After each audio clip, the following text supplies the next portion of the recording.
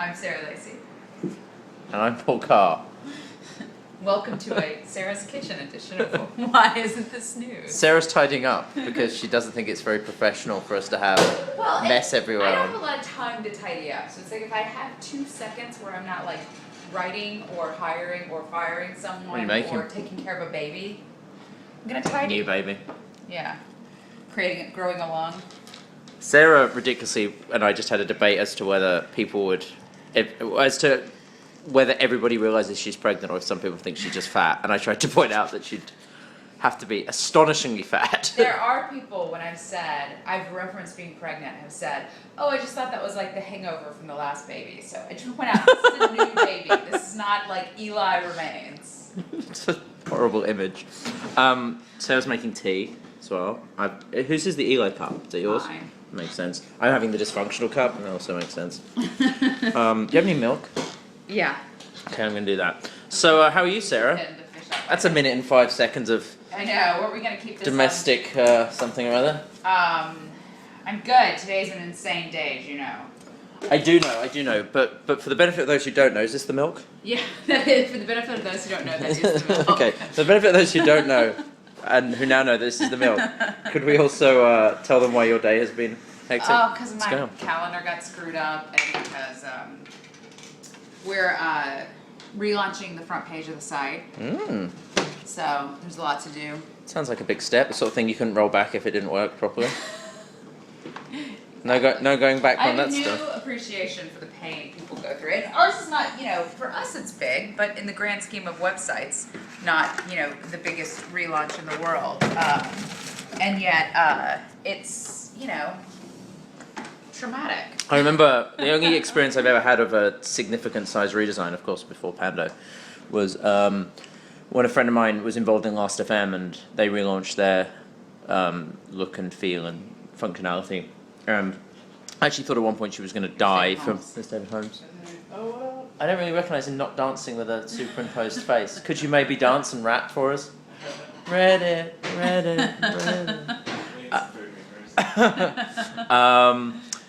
And I remember, I thought at one point she was just going to kill herself because of it was not just the stress of getting it relaunched, but also the fact that then everybody hated it.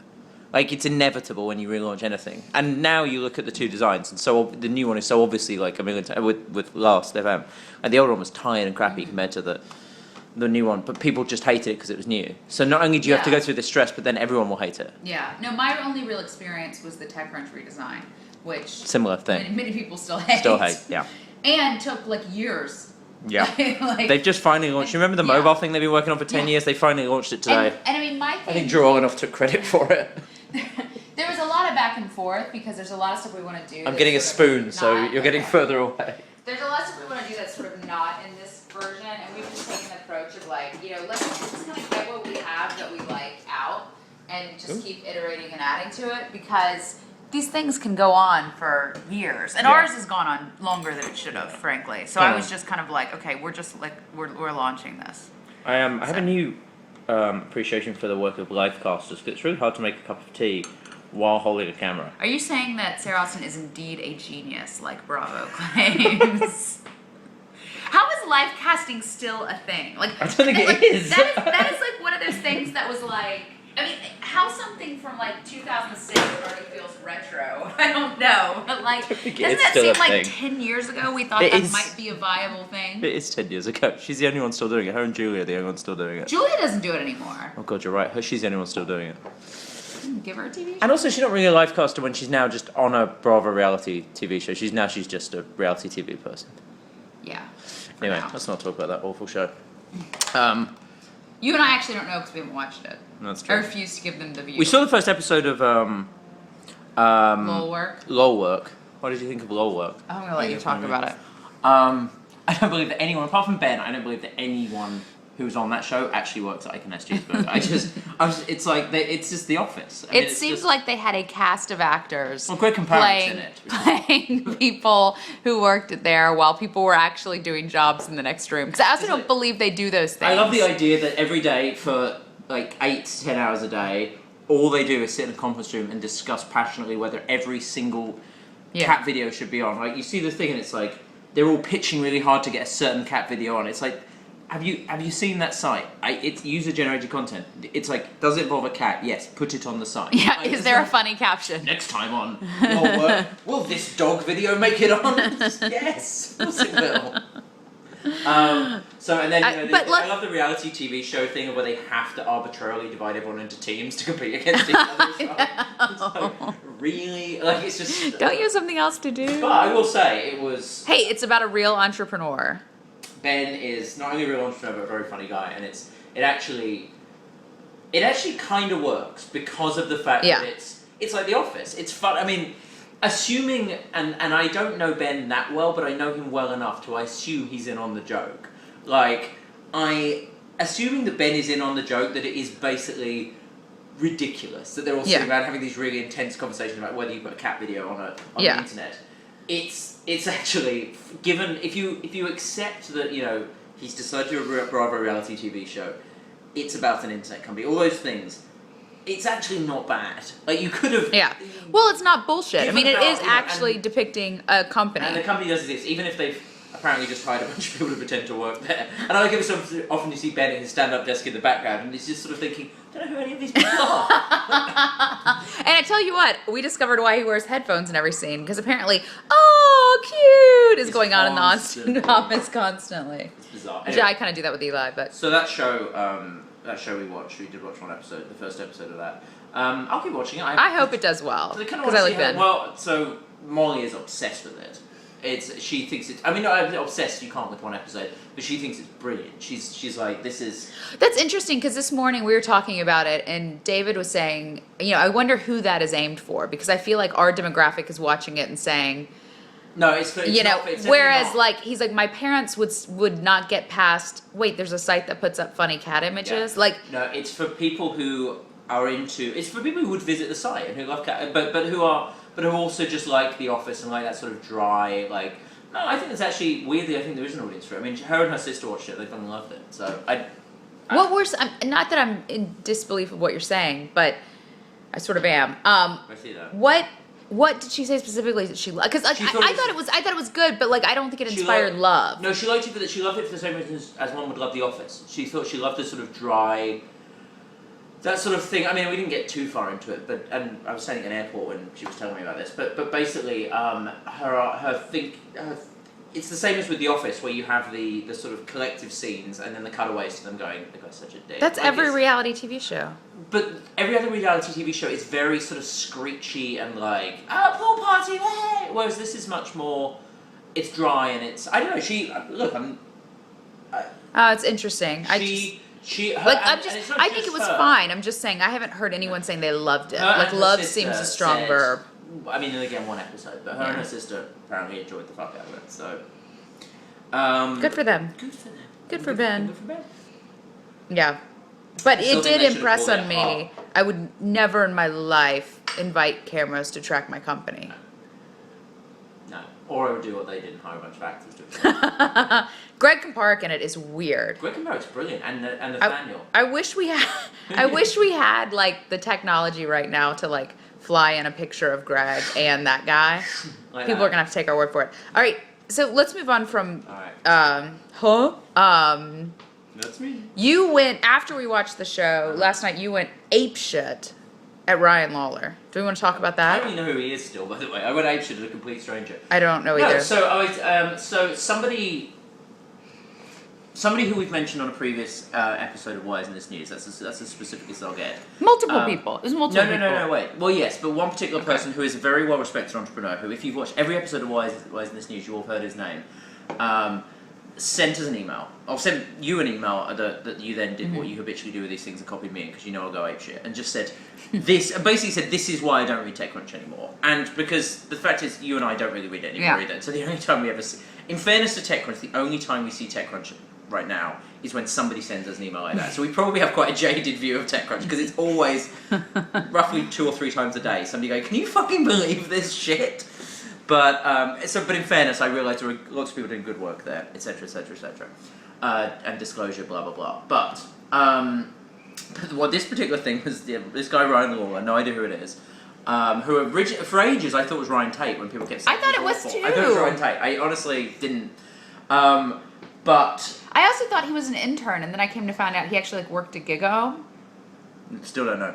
The only time I knew his name was there was that post on Lyft, the car Which sharing was another thing. one people sent to us saying. Right, "Can you believe ages and this?" ages ago, where he basically said, Gigaome, who it turns out, guess what, his previous employers, fucked over this startup by breaking an embargo when I was about, and basically this company Lyft had organised a party that he really wanted to write, was great because he promised their PR people he would write a puff piece, and then Gigaome spoilt it by writing about it so he couldn't, and it's just not fair on the startups that like, something, and everyone went apeshit about it. And it made no sense because the company had already launched. There was nothing new at the company. And then he turned around and wrote another positive piece about them, like right. And I think it is like I just know what I saw on Twitter today. Someone said in his Twitter bio, it says like one of his things is adding value. No, his only thing is it says I add value or I bring value or something. Which is like That's kind of what entire bio. Anyway. PR person would say. Right. Yes.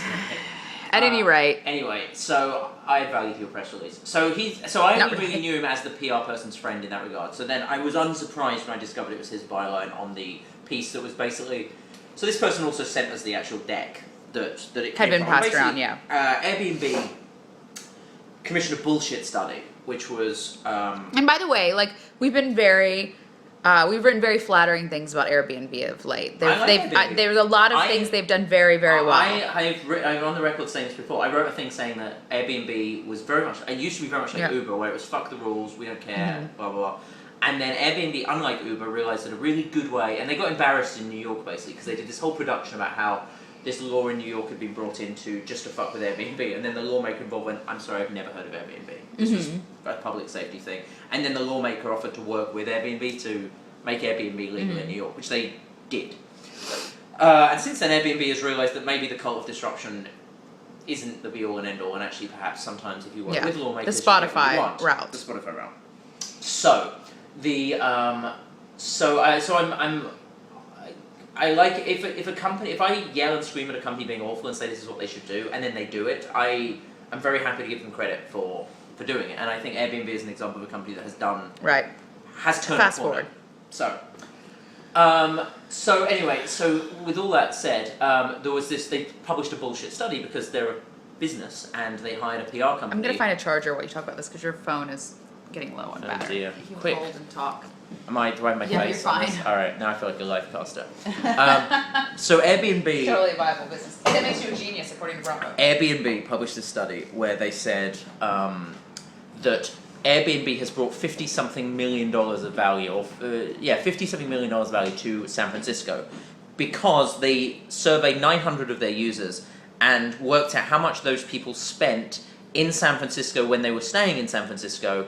Therefore, Airbnb has brought that much value. No, and 40x million of that was not the revenue for the rooms. It was just like they went to a bar or they bought a meal. Now, the study's bullshit because, of course, these people almost certainly were coming to San Francisco anyway. That was they chose to use Airbnb and not a hotel, fine, but they were coming anyway. So they presumably would have spent that money anyway. I don't know when that stopped, but anyway. Point being, Airbnb published a bullshit study. Shocking. Well, it's reminiscent of like. But that doesn't matter. It doesn't matter that Airbnb published a bullshit study. What matters is they produced this lovely PowerPoint deck and they sent it around to. To journalists. Well, I was going to say, no, they did not send it to journalists. They sent it to people they knew would republish press releases. And interestingly, the person who sent it to us was not a journalist either. He was somebody who might repost on his personal blog some sort of like bullshit thing like that. And sure enough, without any additional commentary, this fellow Ryan Lawler republished it on TechCrunch, and even fucking the Lyft guy said at the end of it, now you're probably thinking like this is probably bullshit because it's come from the company, but and this is Journalism Fridays, I went to the site of the people at the PR company that created this study, and they've represented some pretty legit clients. So you go, okay, so they're a legit PR company. So they're not defrauding anyone. So it's a legit bullshit report rather than a bullshit report created by a child. Like like someone in a dark alley. So fair enough. It must be completely. So like Airbnb didn't waste their money, still doesn't mean it's true. They clearly didn't waste their money because Ryan Lawler published it.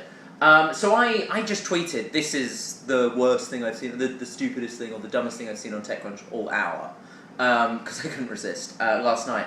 And this morning I wake up to him not only saying like, well, and, like, by the way, we had this heated debate last night, and it started to involve many other people about whether or not we should do a story about this. And I was like, it's not really my job to do a story calling out other people. Lots of people and it were was, saying it kind of pissed me off because it was kind of like, I just have a quick point to make. Well, that's okay. I'll quickly hold the phone. I felt like, you know, it's not our job to go around calling, like, no one has anointed us like high priest or priestess of journalism. Like, we do what we think is good, and like, we wouldn't publish that study, but like, someone else wants to. Like, I mean, I may have personal conversations about it, but like, I thought it was kind of bullshit that entrepreneurs are laughing about it and sending it around, and it's a big joke, but like, no one wants to put their name on saying, you know, hey, this is bullshit, but they want us to. And it was like, that's not really our job. We write about companies. We don't write about a bullshit story our competitor did. Like, if all we did was like snark on things we didn't like that other publications did, like, that would kind of be a full-time job. We'd have as many posts as TechCrunch did.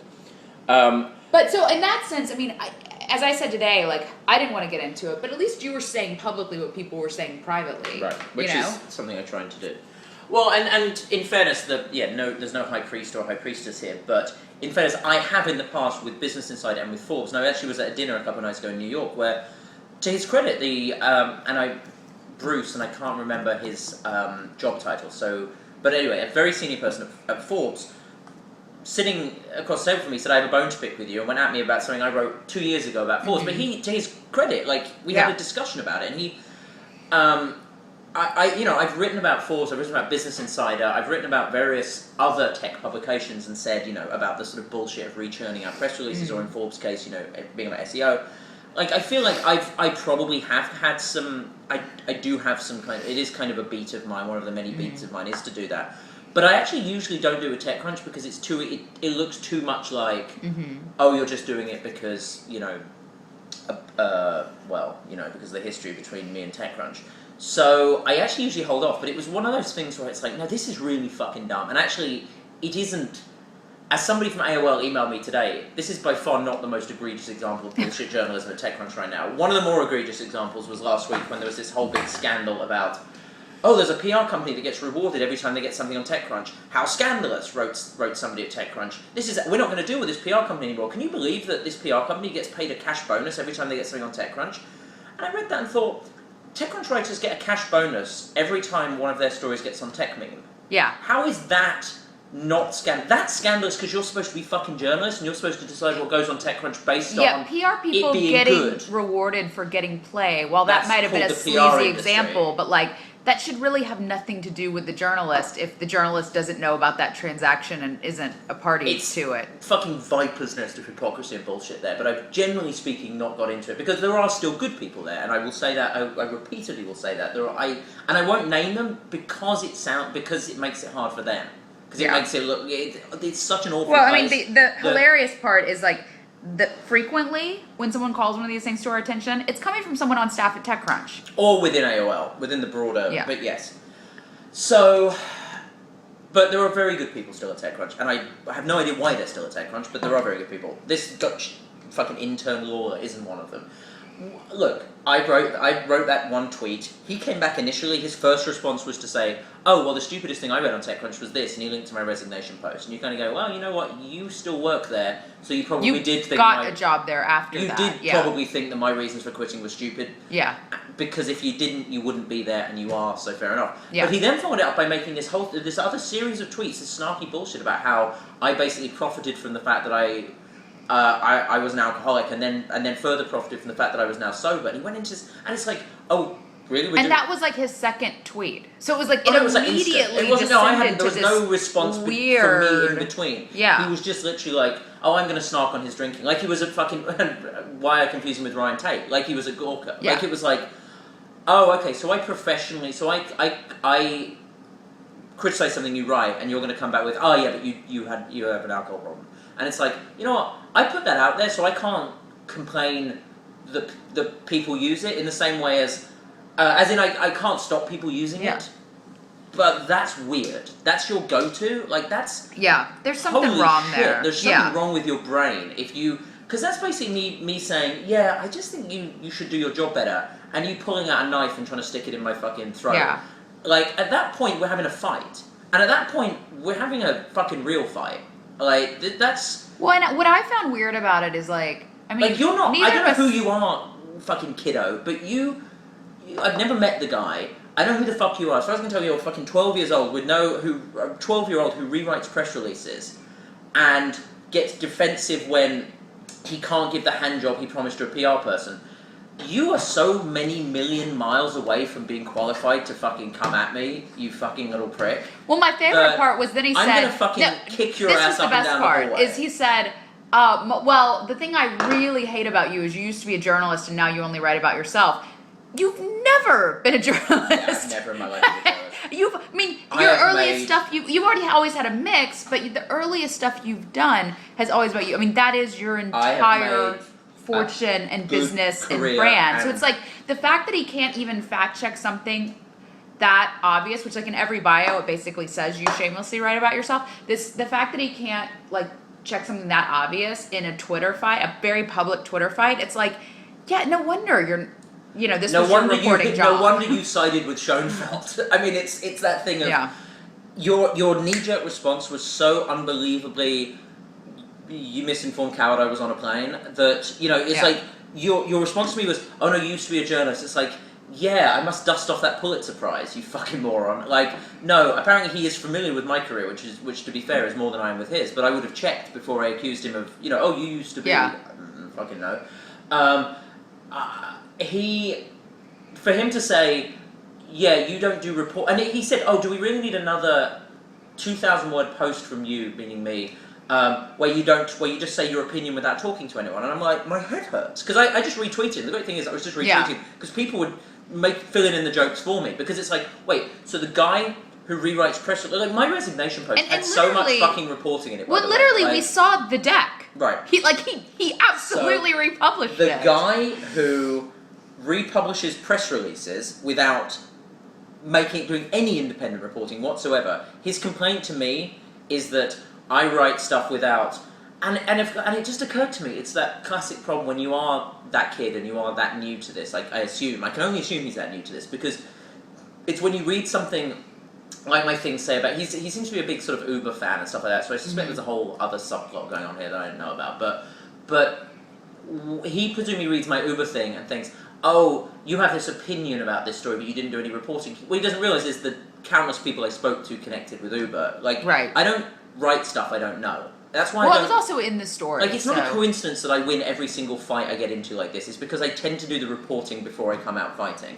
And my resignation post, another example, the reason why that no one could rebut any of that was it was all reporting. Like, me saying this is what happened, it's what happened.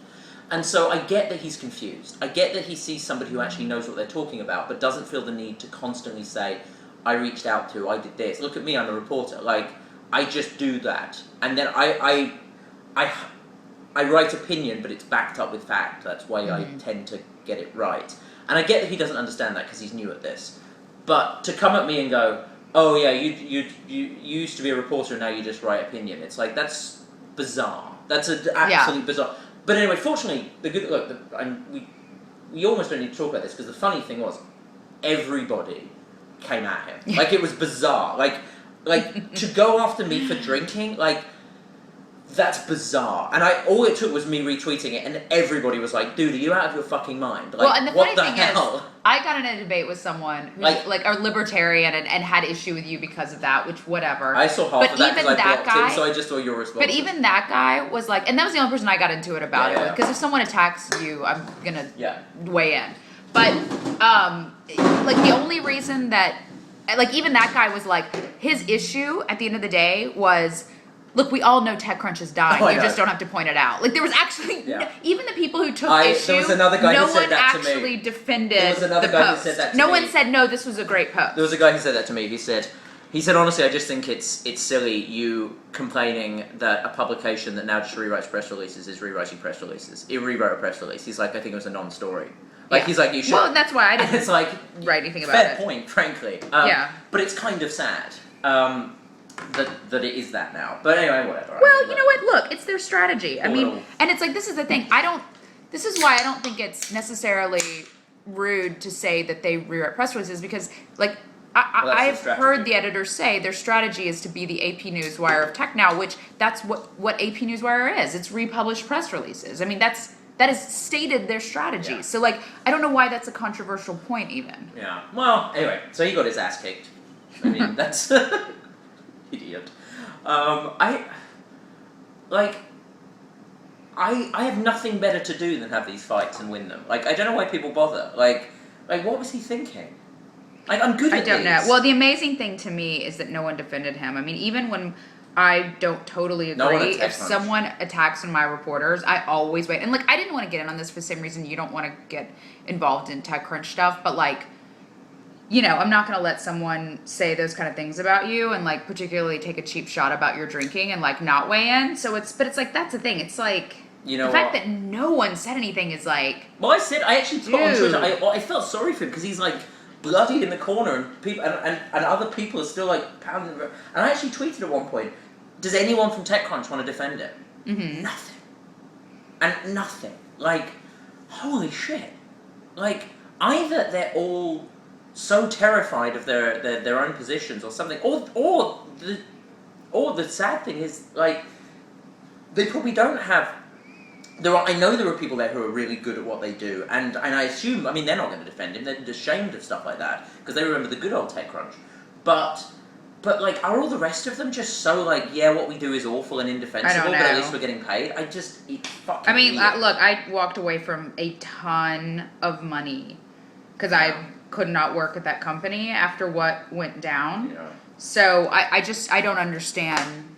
I don't understand why anyone is still there. So it's like, I can't even begin to sort of answer that question. And I'm not trying to say that like a dick. I'm just saying things that motivate me are not, you know, I don't know being a journalist is such a brutal profession. I mean, it's very thankless. If you do your job well, everyone kind of hates you. Like, every day I have people on both sides who are calling me and, like, yelling at me for stuff we wrote or I wrote or whatever. And it's like, you are constantly in this state of being really uncomfortable. And if you're not, then you're inherently really uncomfortable because you're like, I just got snowed if someone on either side isn't sort of mad at me about whatever I just wrote. Yeah. And, you know, and then it's also just, you know, it's unending. I mean, it is, even not starting a company. I mean, just being a journalist is such a, like, 24-hour-a-day job. And, like, you're lucky to get most of the facts right if you're really breaking news because people don't have incentives not to have that out there when you're writing about millions and billions of dollars at stake. I mean, it is such a hard profession. And, you know, I don't know why you go into it if, you know, your values aren't working for a place that. Look, it's just weird. I mean, it's bizarre to me how many people say openly that they don't respect their colleagues, but then stay in a job. Okay, so I will devil's advocate defend and say there are a couple of people still at TechCrunch who are genuinely really good at their job, and they tend to be those people who don't write on the site, because I think if you are genuinely good at your job then you're not going to be writing on that site. You would kill yourself. But I think there are people involved in the machinery of TechCrunch who are genuinely good at their job. You and I differ in slightly. I'm not going to tell them what to do with their career. No, I'm not either. But I don't understand. But obviously you and I aren't there. Yeah. And you know, whatever. I think though that it's easy for us as people who have the option to be somewhere like Pando, or to be somewhere like Not Safe for Work, or to be somewhere like Business Week or The Guardian, all the places we've been. It's okay for us to say, well, if you have any self-respect, why would you be there? That's such bullshit. You know what? When TechCrunch exploded, everyone could have gotten jobs other places. Let me finish. Yeah, no, wait. That's what I'm saying. The people who, this is what I was getting to, the people who used to be there when we were there, when Mike was there, well, when Mike was openly there, and yes, it is bizarre that those people are still there, because they could have got jobs anywhere. I'm talking about the people who have been hired since. The truth is, there isn't really anywhere else for them to go that's any better, because it's not like that the New York Times is going to give them a job. Mm-hmm. It's literally that or press releases. Like, it's that or write press releases for companies. What's the difference? I know, well, so they chose both. But the point being, it's not, you know, you look at a lot of them, and of course they're there. They're given a chance. It's like people who take a byline on Forbes for no money. Mm-hmm. You might as well get to tell people at a dinner party that you write for Forbes. Like, they might as well... Like, well, there's a ton of people who've said to me that they're going there because they're hoping it's some sort of stepping stone while there's, you know, while it's still around, frankly. But you might as well, and it's what PR people do. I don't know. Well. I hate talking about this topic because it's like there's. Let's move on to talk about a success story in the world of journalism. Let me rewrite. I gotta go in like 10 minutes. I gotta go talk about being a woman entrepreneur. My favorite topic. By the way, I want to point out if the Everything But Art guys watching that the ostrich growth chart is in the hallway back there. In case anyone remembers that from Disrupt.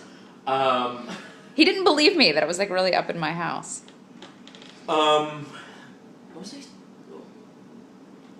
Believe you were about to give us some big news. Some actual news. Well, that's not big news from the grand scheme of things. It is for the concerns of this kitchen. Big news within this kitchen. It's the biggest news we've talked about yet on this video. It's the biggest news since... It's bigger than Molly's review of... It's bigger than it's the biggest TechCrunch news, and press releases. It's the biggest news since the fact that we have milk in the fridge. I thought you said we have milk in the fridge, like you've moved in. Roy.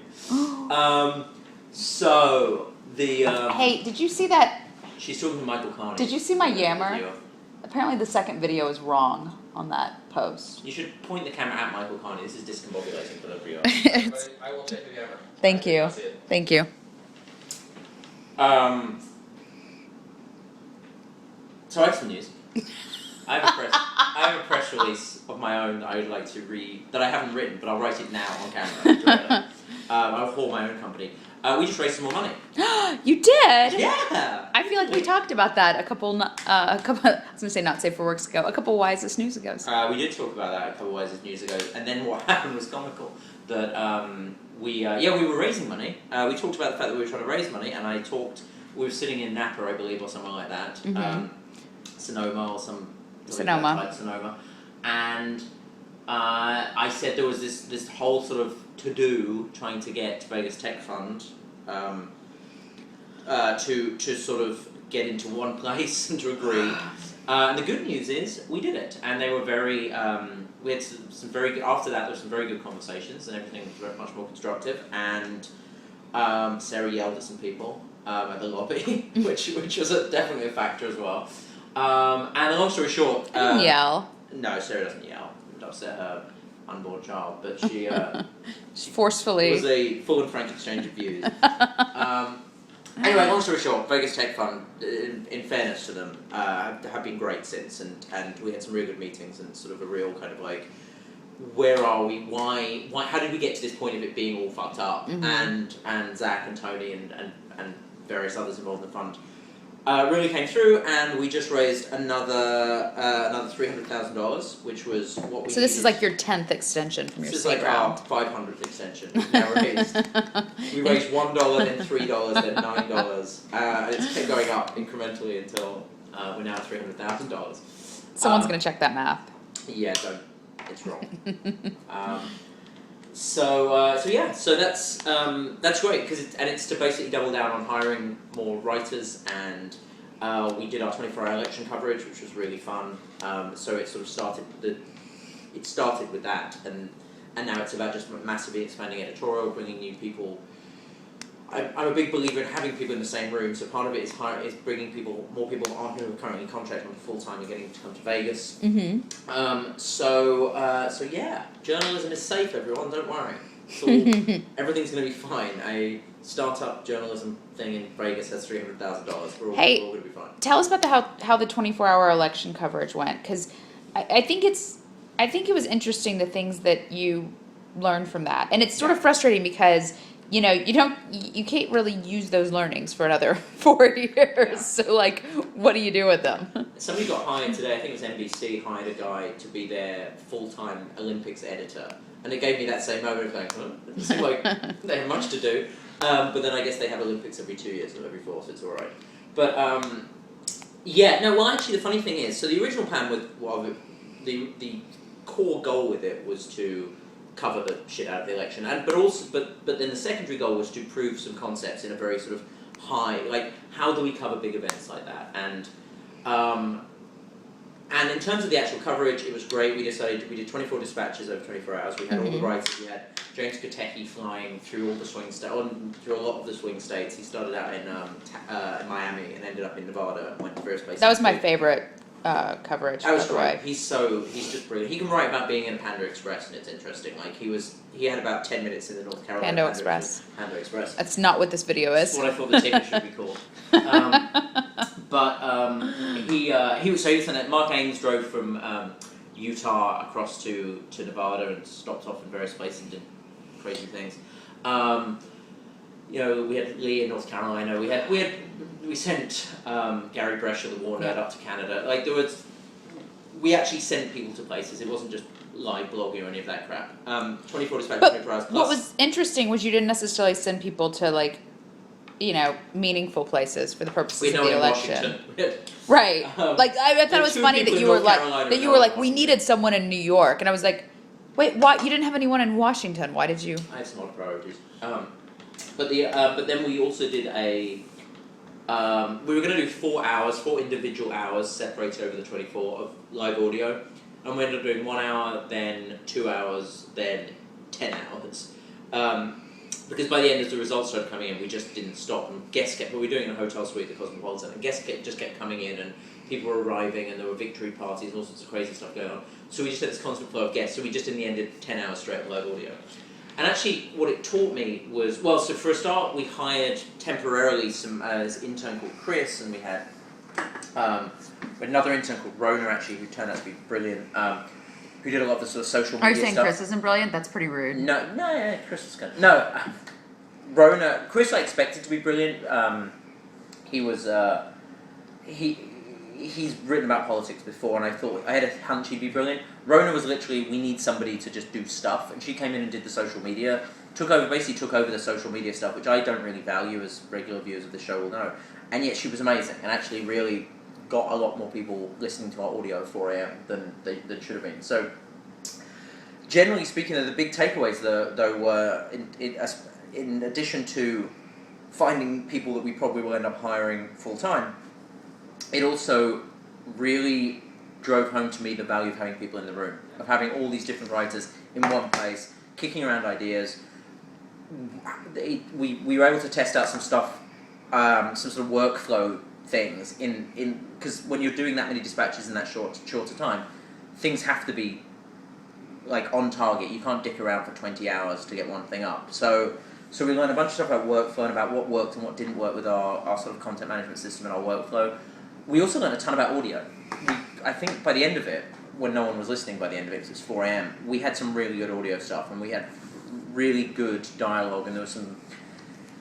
it's that classic thing of by the end of it, I was pretty good at it, but then we had to stop. So there's a bunch of stuff, though, now that I want to do much more of, not in a ridiculous 24-hour way, but in a, when it's appropriate, when there's an event going on, we might do 5 hours of sort of more live stuff, and it was also just good. The team really gelled together. It was really good having everybody there and sort of interacting, and it was one of those those nice moments when you realise you have a team who are all really dedicated to doing a good job and to writing great stuff, and you're kind of proud for bringing them all together and this being their job. Mm-hmm. Also, we ate a bunch of chicken sandwiches. Oh my God, you did thousands of dollars of room service damage. That seems excessive. $2,000 and no one was drinking. We actually taped off. When I went in, I asked Rosalie to tape off because they have the trays where if you pick something up, it gets charged. We walk in and Josh,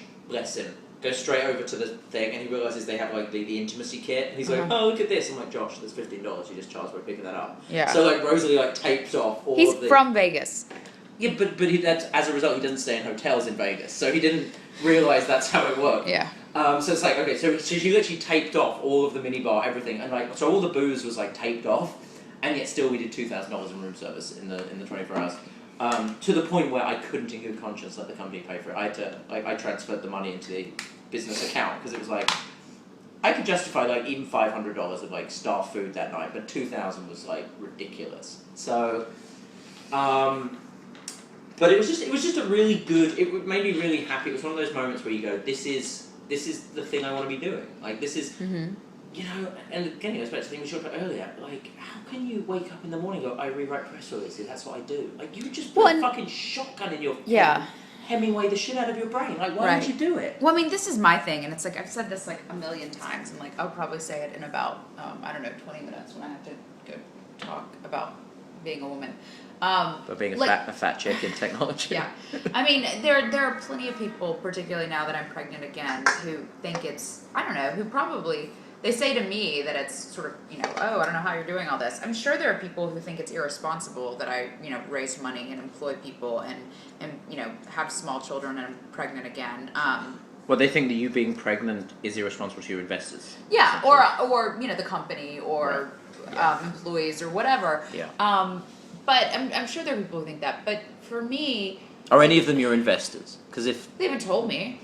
I don't think any of them think that. I mean, because they've seen you running the company. Well, and most of them saw me, pregnant when I was right. the first time, which I didn't particularly slow down. But point being, I'm sure there are people who think that there are definitely people who think it's a little bit crazy. Right. But for me, like having a company and having small children together, like makes a lot of sense because both of those are periods in time where you sort of give up everything else in your life, and you are almost this like.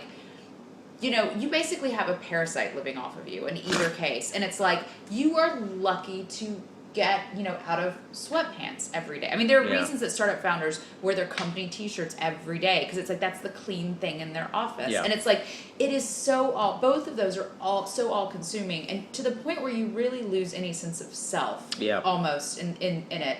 And, for me to like, do that at the same time, not only makes sense, but it's also that thing of, if I'm going to I can't imagine anything more soul crushing than taking a corporate job for hundreds of thousands of dollars a year and like having to leave my adorable baby in the morning to go work for 10 hours at something I didn't believe in.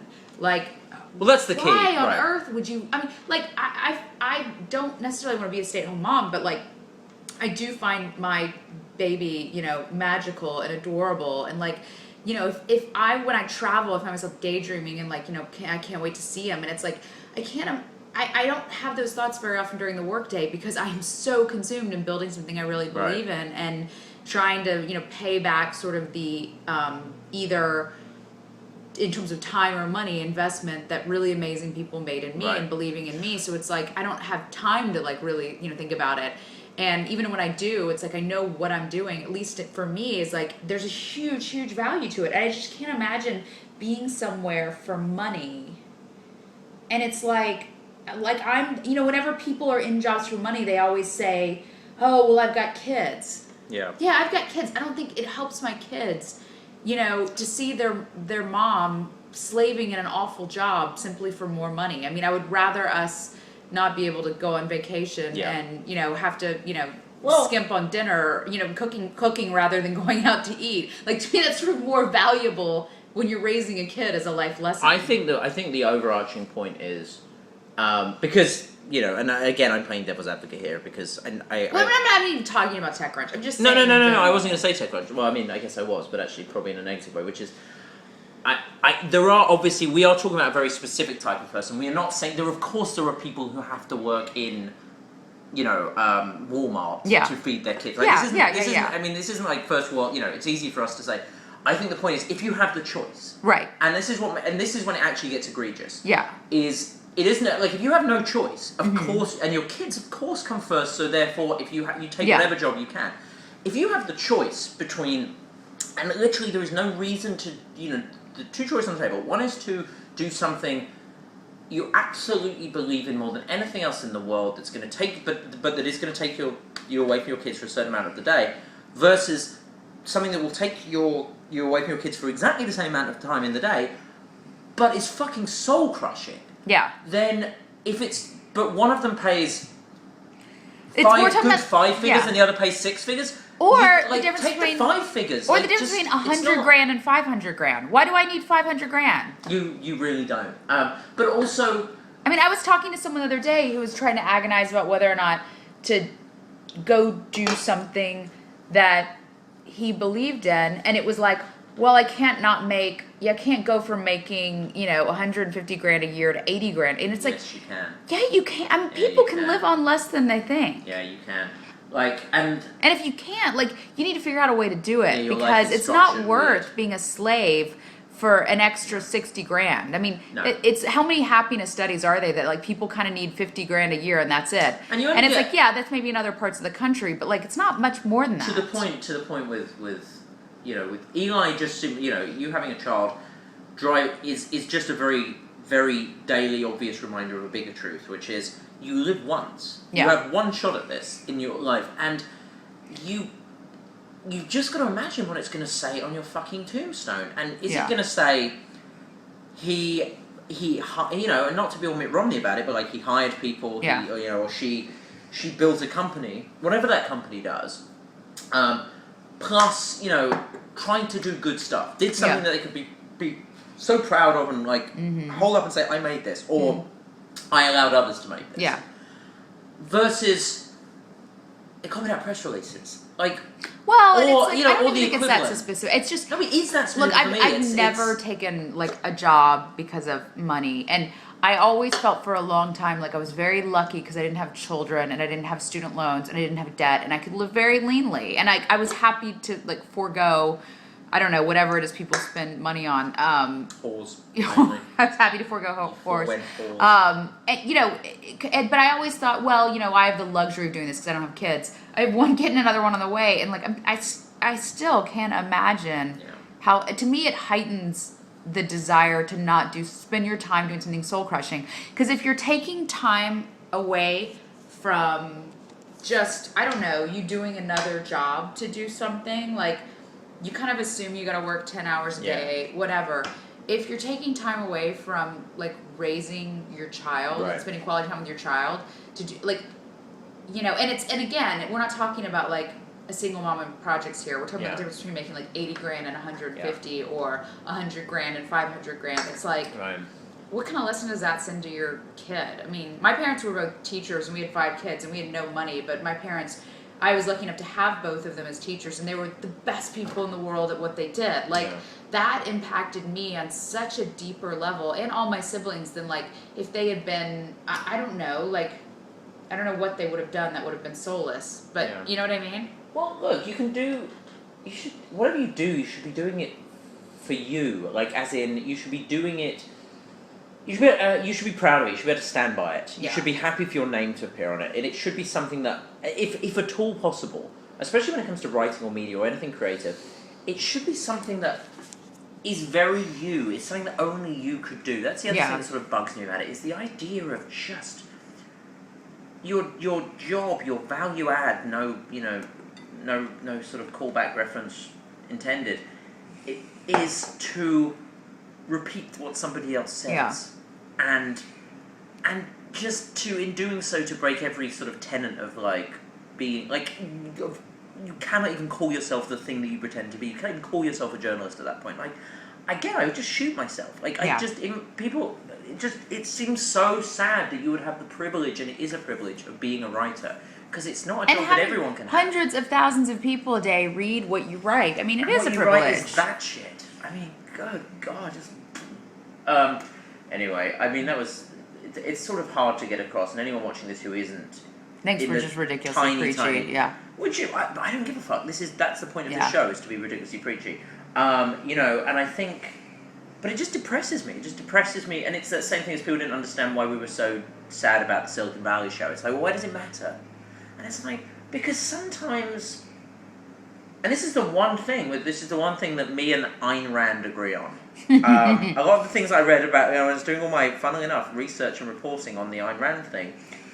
There was one bit that kept coming back that actually did echo with me, and was funny from all the people saying that I shouldn't be calling out Travis. Because the one thing Ayn Rand always said was, the worst thing you can do is if you see something that's bad, somebody doing something awful, it is your duty to call it out. Yeah. It is your duty to say, you are fucking awful. And of all, with everything that Ayn Rand said that is so awful, that is one thing that I do believe. It's, why does it matter to me that other people are doing hack work? Because it fucking does. Because it offends me as a human being that somebody would be wasting their fucking life on being such a fucking hack, of not wanting to be better. And I'm not good. I'm fucking awful most of the time, but at least I try. At least I try and do something that has some value. At least I try and do the reporting. At least I, don't fucking give PR people hand jobs for fucking change. Like, anyway, that's my view. And we just raised $300,000, so fuck you. To do just that. Anyway, any final words? Regret of the week? You have to go and talk to people and inspire them. I know. You're gonna be all het up. You're gonna be there's all also angry, like there's a video that's like wrong on the site, so I've been trying to like fix it the whole time. Someone is wrong on the internet. This is compelling television. Sorry. You're like, it's like watching The Voice and that girl who was tweeting texting all the way through. I know, and then I'm about to get an Uber so I can get to this thing on time. Jesus, what the fuck? You sicken me. Uber. Like, it wasn't my fault. Fucking Dagny Taggart. You get fucking regret of the week. railway. Oh, you know, I don't. We need to hire an actual admin to handle my calendar because it's out of control, and I keep totally missing meetings and things are just not on my calendar that are hugely, hugely important. And like, it threw a grenade in my day to day. It has done it over and over and over and over again. And like that, I keep saying we'll put it off to the first quarter because like I don't want to take on the additional burn rate. So yeah, my regret of the week is not doing that a week ago, so I wouldn't have had my whole day fucked up today. You should be like me and be really lazy. I never miss appointments because I never make them because I just hang out. I think Uber is like jinxing me. It knows you're here. No.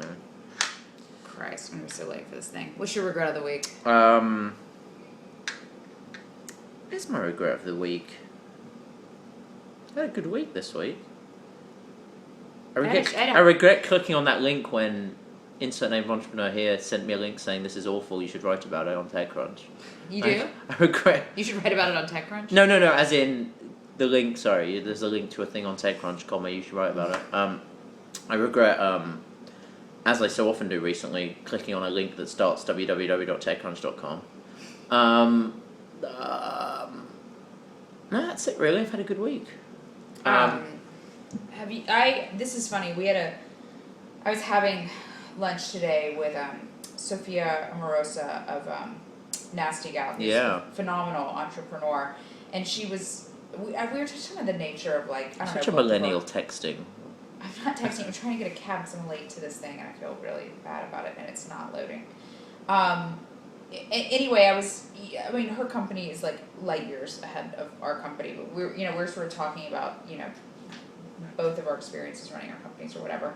And I was like, it's just, really rough because like media companies are so internet. It's like whatever you have on the site in that minute, Yeah. And I was like we had a really great week last week and then we had like a really, really awful Monday. And like we had a great Tuesday, but like we still had a really awful Monday. And it's like it can really affect you. And she's like, I had an awful Monday too. And like we both basically, even though we have very different businesses, had the exact same problem and the exact same reaction and like yelled at our set teams the exact same way. Oh, wow. And I was just like, it was funny because I was just like, God, so much of just building a company that has anything to do with the internet is so universal. And like, it's like being a mother. You always think you're like the first person who's sort of had this experience. But like, even someone, and it's like what I keep writing based on the Shoe Dazzle thing, it's like, it does not matter how far you've come. It's like, that's why the there's such a cult of a founder in Silicon Valley, because doing this is so fucking hard. And like, it never gets easier. It doesn't matter. It doesn't matter what you do. It just never gets easier. It is so hard to create something valuable out of nothing. I don't disagree. So, I can't get a stupid Uber. This is why you shouldn't. I'm gonna cry. We gotta walk down to Valencia and get me a cab. All right. We gotta wrap up. Join us next week on Why Isn't This